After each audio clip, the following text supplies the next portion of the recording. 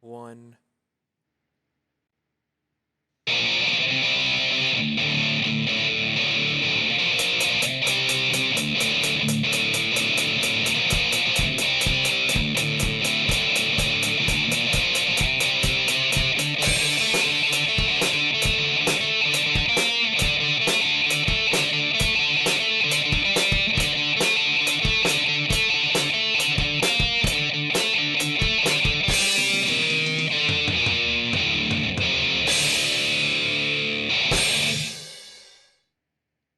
All right. Welcome to the second Fragments of Silicon review of the week. The game up is Chroma Squad. Now, as mentioned before, we did an entire interview about Chroma Squad this past Wednesday. And if you haven't listened to that, I recommend doing so if you're listening live after this broadcast. And it's interesting because, in addition to the color continuity we mentioned, this game is the exact opposite of the one we just did. This is a PC game that was recently released for console, and that's why we had a review and are reviewing it. Had an interview and are reviewing it. Yeah, even though we're handling the PC version. Um, uh, it's a bit of an interesting situation because, well, the PC version came out a couple years ago. It's a 2015 release, and Bandai Namco was impressed enough and thought it fit in with their portfolio enough. Which makes sense. Yeah, it's like since they are, I believe they handle Power Rangers games over here, though I'm not sure if they could also be the publisher of Super Sentai stuff in Japan. I have to look that up. I think they did the most recent Power Rangers game, but I don't know about what they do over in Japan. Yeah, I'm I talking don't about think Toei really does games, so certainly not anymore. But I'm like, and, Bandai Namco does license quite a bit from Toei, so. But it also could be somebody like Spike Chunsoft or whatever. Mhm. And that's not really pertinent to what we're talking about here because um, Bandai Namco felt strong enough to pick up this game and publish it for the Xbox One and PlayStation 4. And it got released like just 2 days ago on consoles. Which was actually surprising to me because I thought it'd come out some time ago. But that was just the PC version. The PC version was published and developed. Well, it's like I think it was all developed by Behold Studios. They're a Brazilian concern. No, and I gotta admit I don't know that much about them since we were actually for once having the publisher of a game, not the developer. Or here we go. They're also the developer behind the Knights of Pen and Paper series, which is a fairly big mobile RPG series, if I recall correctly. I don't know much about that, but from the name, it sounds about on point. Right. Um, so Chroma Squad is a Power Rangers or Super Sentai. I guess pick your poison in that regard. Management and episode. Mm-hmm. It's tactical RPG. Right. Yeah. It's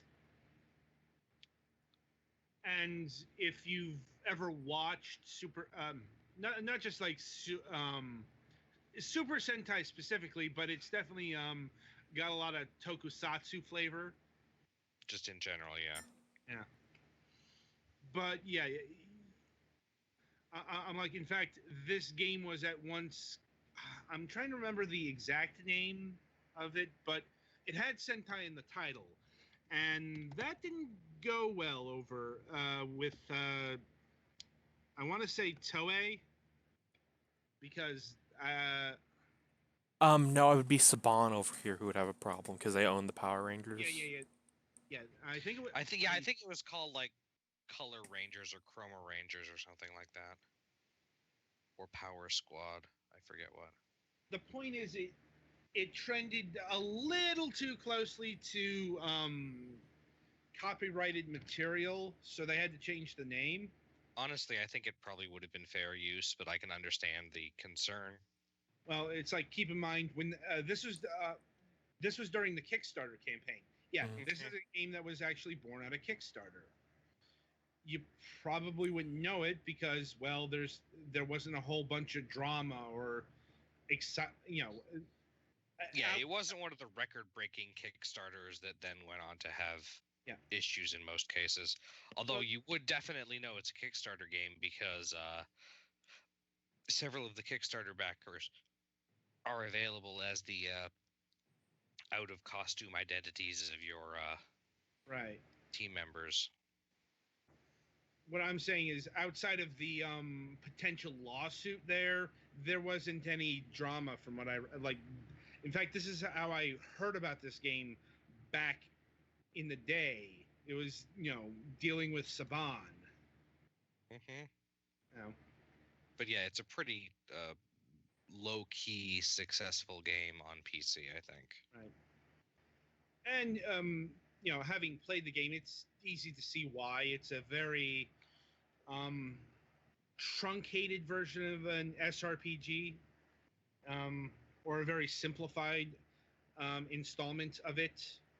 I mean, now we were talking in comparison to Disgaea, but this is the real reason why I compared it to another SRPG we reviewed this season, Hellenica Tactics. It doesn't have quite the mechanics of Hellenica Tactics, but it's definitely got that small design. Yeah, your team is 5 people. There will usually not be more than 10 enemies. Right. And, truth be told, the tactics are pretty simple. Granted, I was playing on casual mode, but, it's like, just in general, there's not all that much going on here tactically. There's more the stuff you can do is fairly simple. You can team up with other. You can basically, at the end of a unit's turn, you can activate a teamwork stance, and then that allows them to either participate in a team attack if someone else attacks an enemy they're within range of, or a teamwork move, which basically one guy runs up to the guy who's doing teamwork, and then the guy doing teamwork chucks them a few spaces. Yeah. On the one hand, this game moves pretty breezily. You're not going to be spending a lot of time fighting. Granted, it's going to be more the higher in difficulty you go, but just the base tactical structure isn't very deep. Like, it's not Fire Emblem or Advance Wars levels of you could spend a half an hour just planning out one turn kind of deal. Yeah, most of the fancy stuff you can do is between battles with choosing what kind of equipment to upgrade or buy and stuff like that. And even that doesn't have a whole lot of immediate effect in the battles. Honestly, I'd say your biggest concern is probably connecting the SRPG stuff to the city management stuff that happens outside. Because I think this came up in the interview, your literal performance in the battle will affect how much money you get. Yeah, this is a group of stuntmen who get sick of just being stuntmen and go off and do their own thing, and therefore, because they are stuntmen with a $1,000 starting thing, you need to get audience to get paid to be able to buy new stuff and or keep your actors employed. Yeah, you do need to keep track of finances and also marketing,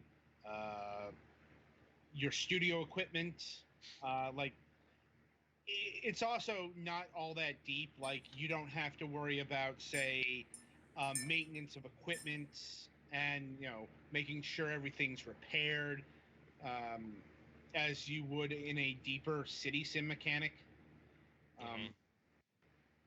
But you do have to keep track of you know it is deeper than what your average SRPG would have in terms of outside mechanics.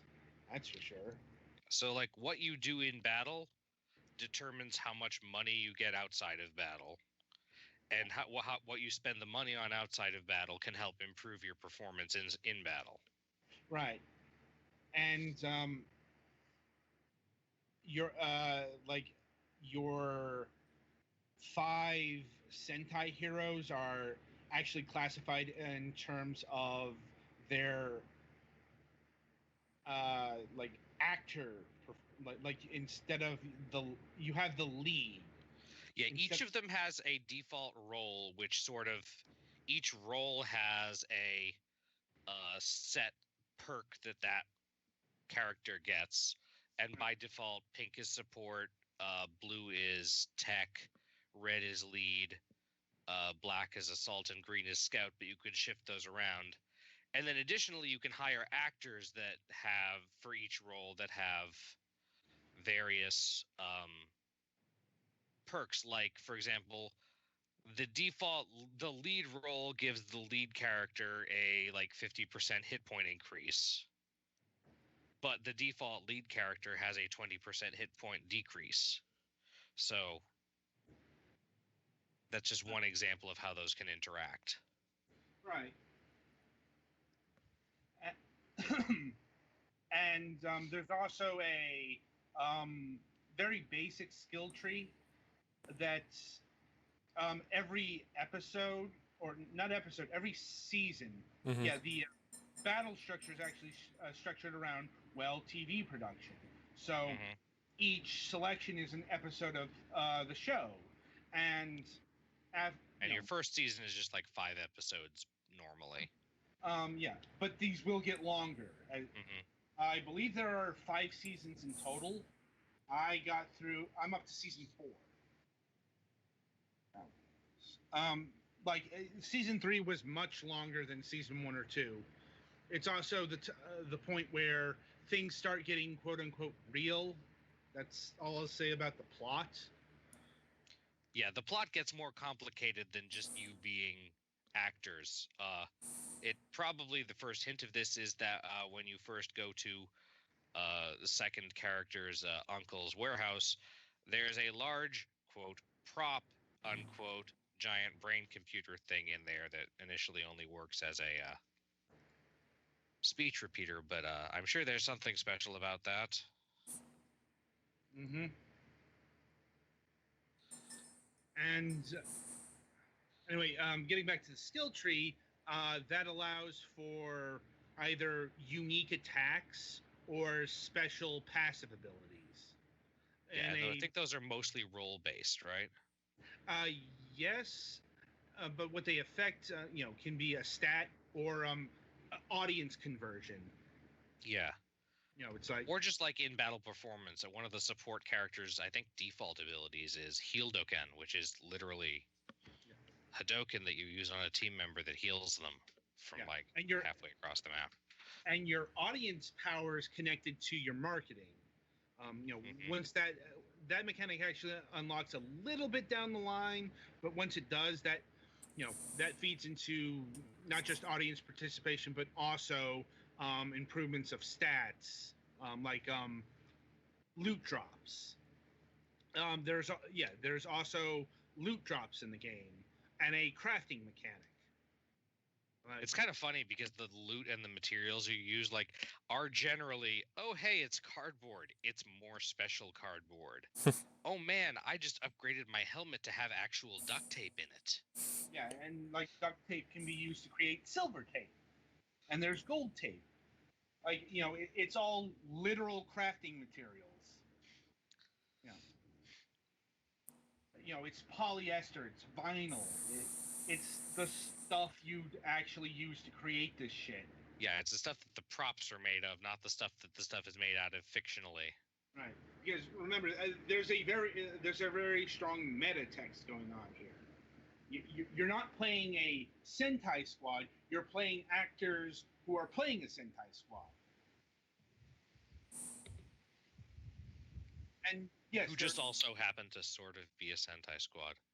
who later becomes an actual Sentai squad. I guess I can say, like, yes, you know, all, it starts getting with aliens actually coming in and invading, and you have to set right which was once made wrong by you because they use you to invade. Um, Makes sense. like I said, um, it gets very metatextual. You know, you got to think.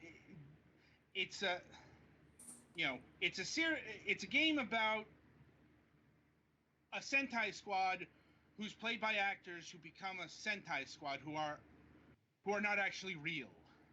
I have been watching unofficial Sentai Akiba Ranger recently, and the similarities did strike me. Hmm. Although that one is more about how the delusions of people can make fantasy realish. Duly noted. Let's see. Graphically, the game looks pretty 16-bit. Yeah, it's retro pixel art style, more color depth than an 8-bit, but the sprites are pretty small, as you would expect from a, strategy RPG. Yeah, honestly, it reminds me of like the kind of SRPG I'd see on like the DS or something. Hmm. You know, and speaking of which, I think that once again, the game, just how the game is designed and how compact and simple everything is. I suppose we should also cover. I don't think we covered the team attacks and the teamwork mechanic. I mean, Yeah, I said there was a thing, but I didn't go too into detail of it. because the teamwork mechanic is probably what's in terms of actual SRPG mechanics is what sets this game apart from the pack. Yeah, Because you absolutely have to do this to master this to be able to. I mean, not that it's super hard to master, but you have to use it well to be able to like complete the things that they set for you after a certain point. well, it's more for the subquests. I mean, Hmm. you can complete a mission pretty vanilla, but if you do that, you're not going to get a very high payout. Like Right.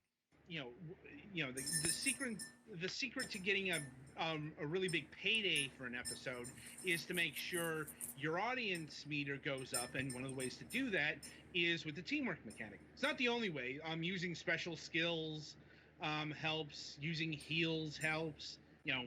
Do basically like doing flashy shit helps as well. But it's also using the teamwork to do acrobatics that also helps you move characters across the field. The Which whole point of Tokusatsu is literally the special effects, Mhm. and that includes like wire work and stuff, which in this game is people actually doing it. But and if you've got somebody using the teamwork next to an enemy, and another one of your guys punches them, they'll or if you use this, like you can. It doesn't have to be a punch. You can use your gun, sword, whatever. You know, and you can do this up to the finishing move, which is the it's a 5-person combination move that usually you activate by having all of your dudes stand around the enemy and have the last guy attack them, right? right, which can actually be hard to pull off, especially if the monster you're fighting does status attacks or does they also have Knockbacks. attacks that they also have attacks that can spread you out, Mm-hmm. and it might take you 2 turns to move up back to the enemy, if you're lucky. Yeah, I encountered a boss like this where I just said fuck it and killed them because I was getting tired of not being able to use my special move. And you got to use the special move carefully on the boss monster, because if you time it wrong, it literally let you know when to use it. But if you use it early, or what the game considers to be early, you'll suffer an audience penalty for this. Mm-hmm. Right, because the audience needs to. I mean, you don't. The audience isn't interested in seeing you do like rush to the end.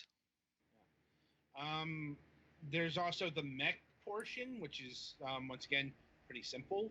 Uh, what you're basically doing is building up your punch combos um, until you miss, or you do a special attack which will end the turn. And yes, there's also like a final attack you can unlock, and if you use it as your final attack, you will get an achievement. It's not as important as doing the special attack in the battle, in the SRPG battle, is. Um, and the way defending yourself against the giant monster is like a timing mechanic. Like Mm-hmm. you gotta I'm hit the actually Y. showing that on screen now for people who are watching the stream. That, that's handy. It, yeah. I'm like, if you get it perfect, you'll be able to like completely block the attack, but that's kind of hard to do. Yeah, it's not perfect controls wise, and it's tricky timing. Mm-hmm. So overall, in terms of like structure, and like this game has a lot of different things going on here, but kind of as a sacrifice, none of the thing that it's got going on here is particularly deep or involved. You know, like you know, it's got city building and crafting and all this kind of thing, but you know, it's not going to be particular. It's not going to be particularly involving. I suppose the word. You know, it does give it a unique flavor, but it also there's not. I'll be honest. There's not a lot of meat on the bones here, in any one regard. Like the game's fun enough, but honestly, I'm getting kind of bored with it because it's not. It's just not that tactical compared to hell, even something like last year's Super Dungeon Tactics. Compared to a much bigger SRPG. This is kind of why this is a game I would like on say the 3DS or the Switch more than say a PC or a console. Mm-hmm. Because quite honestly, this feels like I'd say a portable SRPG, but even portable SRPGs, circa the GBA. Yeah, Final Fantasy Tactics Advance, for example, had an ass load of stuff to do. Yeah, it's like this feels like something I would play on like on like the DSiWare or 3DS eShop. How simple it is. You know, like I suppose that also speaks to how sophisticated the SRPG genre can get, even on markedly weaker systems. Mm-hmm. You know, Well, it's a genre that doesn't depend a whole lot on what it looks like. yeah. But I'm like, I've also seen what the power of a console can do, and that's how we get the Disgaeas of the world. Mm-hmm. I'm like, yeah. Um, very briefly, I'll touch on the music here because we gotta wrap this up because Petty Fan has dinner to get. Um, the music, the music is a lot of retro chip tunes uh, in the stylings of Super Sentai soundtracks. I'm like, nothing about the soundtrack though really said to me Power Rangers, because at least not the Ron Wasterman tracks. Mm-hmm. Yeah, I mostly played with the sound down, so I don't have a whole lot to say about that. Well, and I imagine they try to distance as much as they can so they wouldn't have to deal with any more legal stuff from Saban. Yeah, I mean, this sounds more like video game music than, um, you know, Super Sentai or Power Rangers music. Granted, I don't know how much. I'm not that well versed in Super Sentai, but it's like I know what Power Rangers sounds like, or at least the good Power Rangers music. Shit like Go Go Power Rangers. You know that track. Mm-hmm. Mm-hmm. That's the kind of music, real power rock shit. And that was definitely not Chroma Squad here. Price $14.99 on all um, all platforms, even the PC. I think that's a decent deal, pretty much. I'd say that's about right, given how limited this game is in terms of its mechanics. Mm-hmm. It's like I imagine how replayable it is depends on how much you feel like trying to do more or less the same things with different sets of characters that have slightly different mechanics. Right. Yeah. Or if you just really want to play through once with an all red team and then really want to play through once with an all pink team. Yeah. I will say this: it's nice. I mean, it's not shocking as a Western developed game. The group of actors you can select for your characters are pretty diverse, both in race and gender. So you can make a team of couple women of color and an Asian guy and an Asian girl and a robot.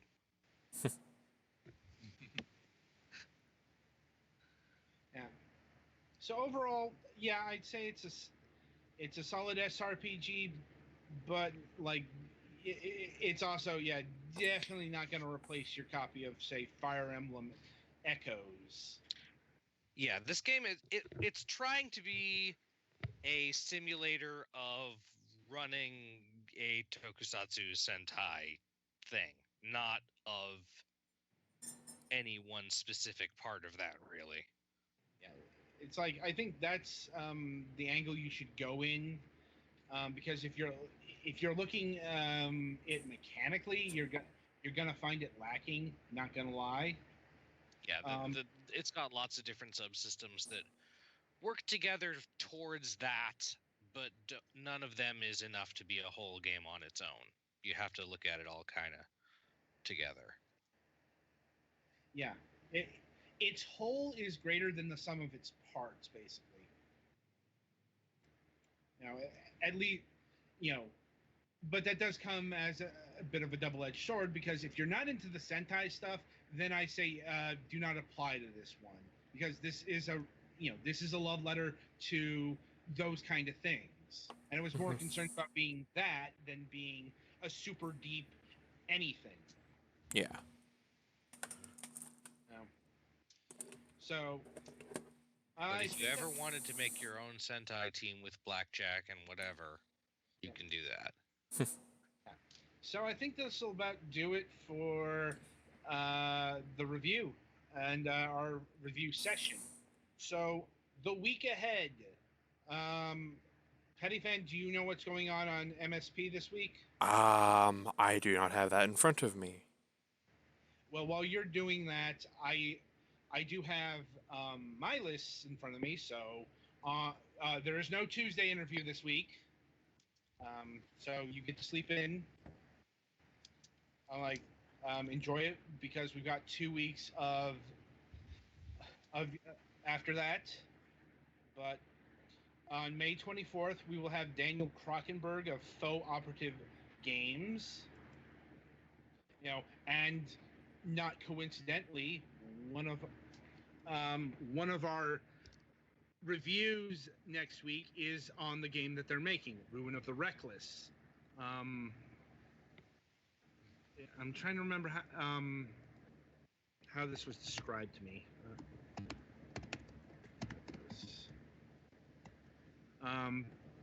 Yeah. This is another roguelike game. Like I said, if you're on the indie beat, you encounter a lot of roguelikes. Just kind of the territory. Relative ease of programming, and you can get a lot of playtime for your buck with that kind of thing. Yeah. In this case, like, you can tell a genre is like okay, this is a melee focused roguelike brawler. That's a new one.